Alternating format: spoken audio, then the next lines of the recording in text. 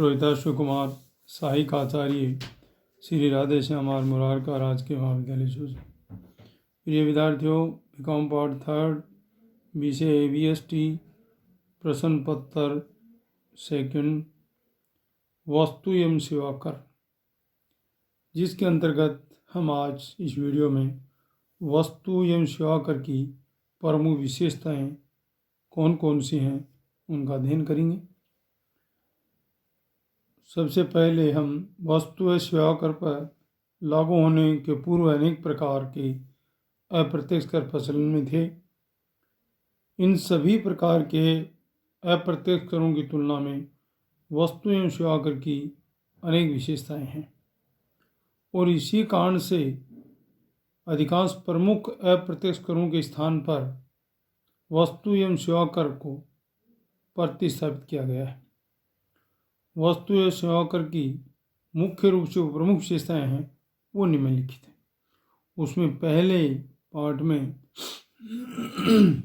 वस्तु एवं सेवा कर के मुख्य पहलू जो मेन एस्पेक्ट हैं ऑफ GST के वो कौन कौन से हैं। पहला है पूर्ति होना कर योग्य घटना। वस्तु एवं सेवा कर वस्तु अथवा सेवा की आपूर्ति के समय लगाया जाएगा, जबकि पहले कर वस्तु के निर्माण पर, वस्तु के विक्रय पर अथवा सेवा की व्यवस्था पर करने पर कर लगाया जाता था। अर्थात सीधा सीधा ये हुआ कि जब वस्तु की पूर्ति होगी तो पूर्ति होना कर योग्य घटना है। जब हम किसी व्यक्ति को कोई वस्तु या सेवा देंगे तो ही उस समय उस पर टैक्स लेंगे।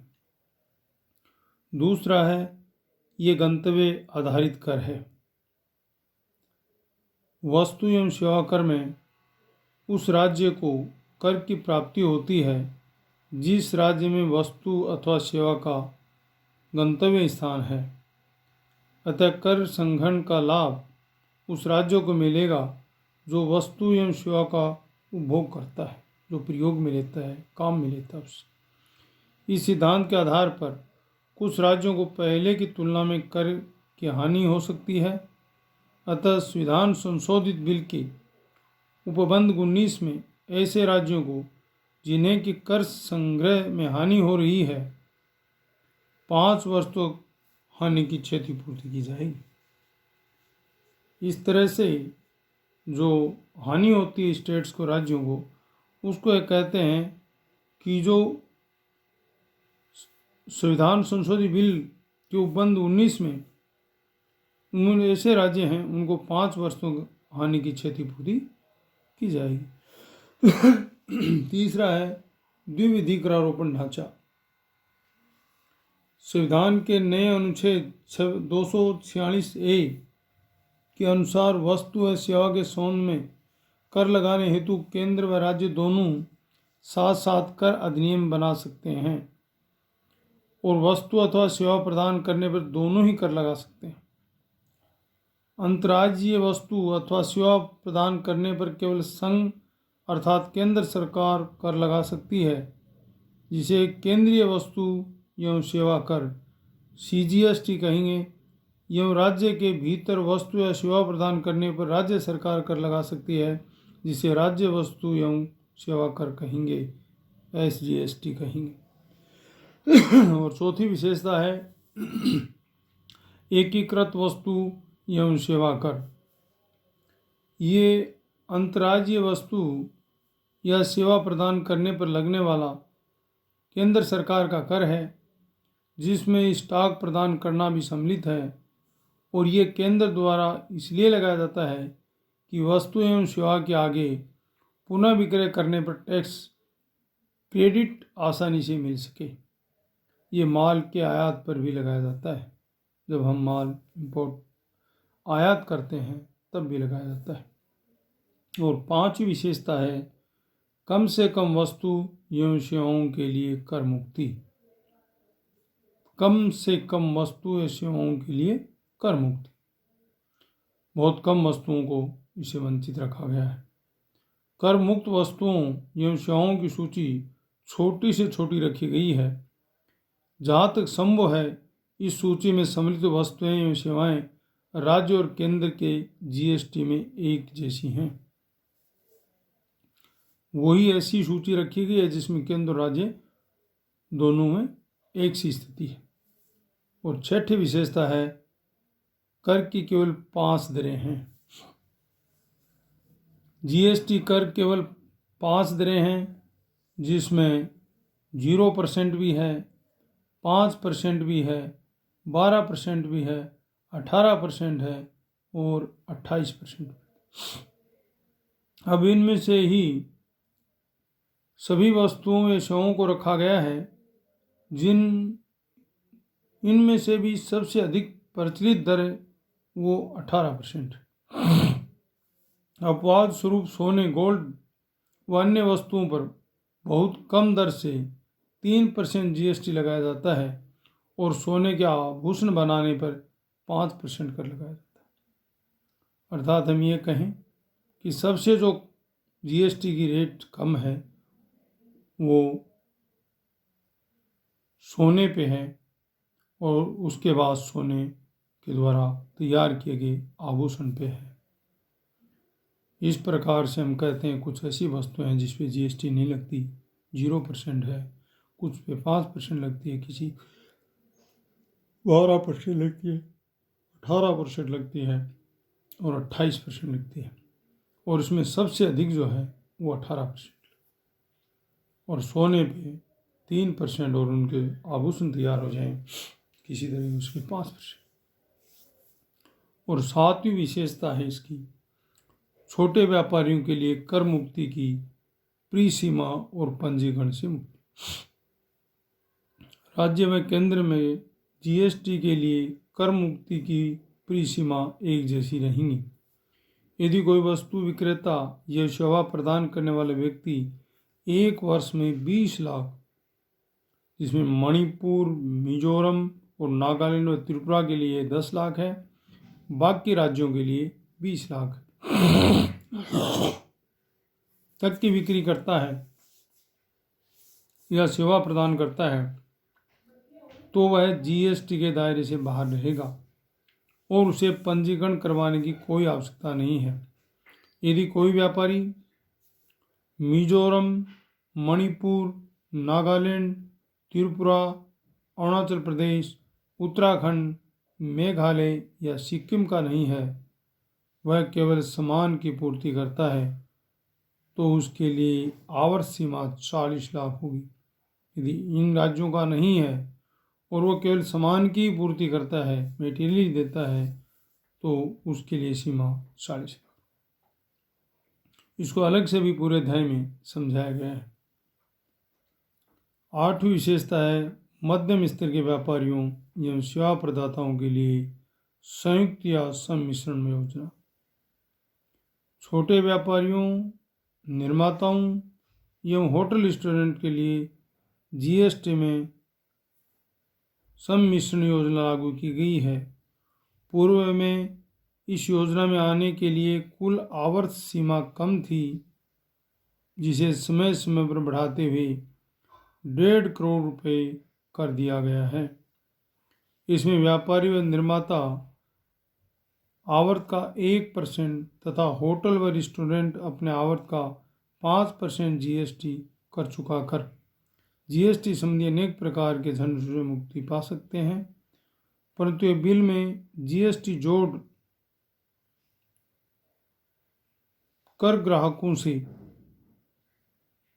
उसे वसूल नहीं कर सकते हैं और उन्हें कोई भी कर जमा आईटीसी भी प्राप्त नहीं होगी।